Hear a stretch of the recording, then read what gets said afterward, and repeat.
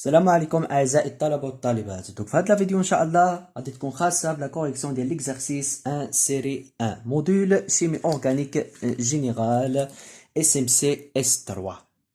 Donc في هذا l'exercice il demande de déterminer l'hybridation des atomes de carbone et les hétéroatomes dans les composés suivants. Donc on a 6 composés et pour chaque atome de ce composé, c'est-à-dire les atomes de carbone et les hétéroatomes, on va déterminer l'hybridation de chaque atome.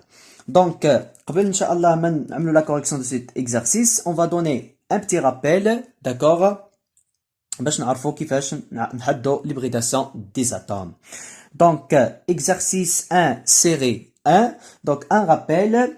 Donc, d'après la théorie de VSEPR, donc, un composé peut s'écrire sous forme de AXNEM. D'accord? Donc, A, c'est l'atome central. X, les atomes périphériques liés à l'atome central. E, c'est le double libre. Avec N, c'est le nombre c'est-à-dire le nombre des atomes périphériques, et M, ce sont le nombre des doublés libres. Donc si par exemple, donc premier cas, si par exemple 1 plus M égale à 2, d'accord, c'est-à-dire on fait la somme de M plus M, et on trouve dans ce cas est égal à 2. Donc on écrit, c'est-à-dire cet atome, ou bien cet composé, il dérive de AY2. Donc puisque on a A, c'est l'atome central, Y2, ce sont des atomes périphériques liés par des simples liaisons, dans ce cas ce sont des liaisons sigma, on dit que l'hybridation est de type SP. D'accord?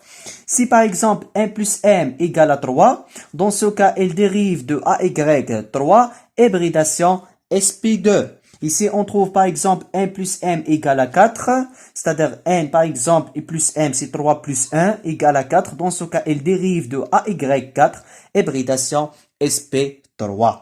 Donc, le plus important, on fait la somme des atomes périphériques plus des doublés libres. Ou bien, on calcule le nombre de liaisons sigma. Donc, قبل عاود ما نبداو la correction de cet exercice, on donne les atomes les plus utilisés et dans le cas de la chimie organique. Donc, le carbone, d'accord?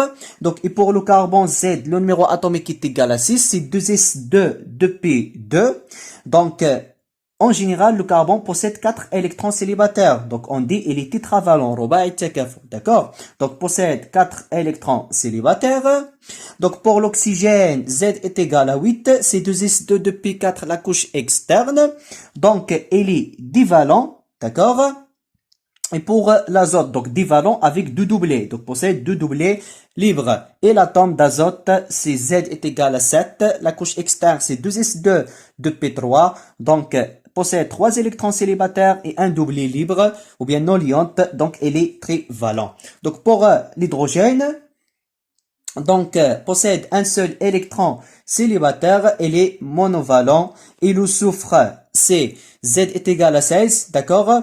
Donc, le soufre prend l'oxygène. Donc, l'oxygène possède deux doublés et deux électrons célibataires. Le soufre aussi possède deux doublés et deux électrons célibataires. Donc, la couche externe, c'est 3s2, 3p4, elle est divalent. Et le phosphore, elle est trivalent comme l'azote.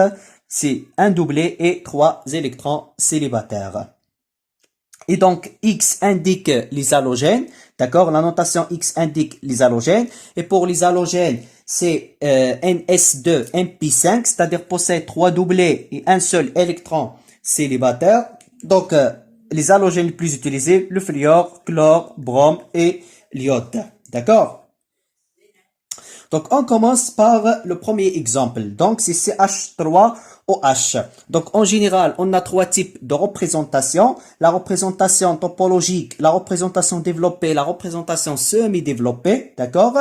Donc, cette représentation, c'est une représentation semi-développée. Donc, pour déterminer l'hybridation des atomes, donc, c'est-à-dire la molécule directe sous forme d'une représentation développée. D'accord? Donc, tel que, d'abord, le carbone, il est tétravalent, l'oxygène divalent et l'hydrogène, il est monovalent. Donc, pour CH3, donc, l'atome de carbone, il est lié à l'oxygène et 3 liaisons avec l'hydrogène. Et l'oxygène, il est lié à H, donc sous forme d'une représentation développée. Donc, le carbone, il est lié par 4 liaisons sigma. Donc, une liaison sigma avec l'hydrogène, d'autres liaisons sigma avec autre hydrogène, 2 3 et 4. Donc, en général, pour cet atome de carbone, il est lié par 4 liaisons sigma. Donc, 4 liaisons sigma indiquent que N, d'accord, est égal à 4. Et pour le carbone, ne possède pas des doublés, d'accord, c'est-à-dire M, le nombre des doublés est égal à 0. Donc, 4 plus 0 est égal à 4. Il dérive de AX4E0, donc on élimine E0. Il reste AX4, et pour AX4, c'est-à-dire donne AY4, hybridation sp3, d'accord? Donc, AY4, hybridation sp3. Donc, pour l'hétéroatome, donc les hétéroatomes, ce sont des atomes qui sont différents de l'atome de carbone et l'hydrogène. Donc, pour l'oxygène, possède ou bien il est lié par une liaison sigma avec l'hydrogène et autre liaison sigma avec le carbone. Donc, en total, on a 2 liaisons sigma. Donc, 2 liaisons sigma impliquent que N est égal à 2. Et M, donc pour l'oxygène, possède 2 doublés. D'accord? Donc, N est égal à 2 et M est égal à 2. Donc, c'est-à-dire que dans ce cas, l'oxygène, elle dérive de AX2E2. Donc, AX2E2, c'est-à-dire c'est AY4. Donc, AY4, puisque 2 plus 2 égale à 4. Hybridation sp3. Donc, en général, l'introfo CH3, donc automatiquement, le carbone de CH3, il est hybridé sp3. D'accord? Donc, le deuxième exemple, on va donner, c'est-à-dire le nom de ce composé. Donc, le composé. Donc, le CH3OH qui t'exhibe à l'échelle ROH. D'accord? Donc, OH indique le groupement hydroxyle. D'accord? Donc, OH indique le groupement hydroxyle et la famille ou bien, c'est-à-dire la famille ou bien on dit soit la famille, soit la fonction, c'est la fonction des alcools, d'accord? Donc, soit famille des alcools, soit la fonction des alcools. Donc, c'est-à-dire ROH appartient à la famille des alcools et OH s'appelle le groupement hydroxyle. Et avec R, dans ce cas, c'est un groupement alkyle, s'écrivent sous forme de CnH2n plus 1. Avec N, c'est un nombre entier d'atomes de carbone. Donc, dans ce cas, N est égal à 1. Donc, c'est CH 2 fois 1 C, 2 plus 1 c'est 3, c'est CH3, d'accord? Donc, dans ce cas, R, c'est un CH3. Donc, باش تسمي هاد le composé, c'est-à-dire la nomenclature des alcools en général, pour la nomenclature des alcools, on remplace E d'alcane par ol, d'accord? C'est-à-dire E d'alcane, on élimine E d'alcane et on remplace E d'alcane par ol. On parle dans ce cas d'un alcanol. Donc, puisque la fonction hydroxyle j'étnif la position 1, donc, mais j'ai indiquer la position d'ILA. Donc, le CH3OH, dans ce cas, s'appelle le méthanol.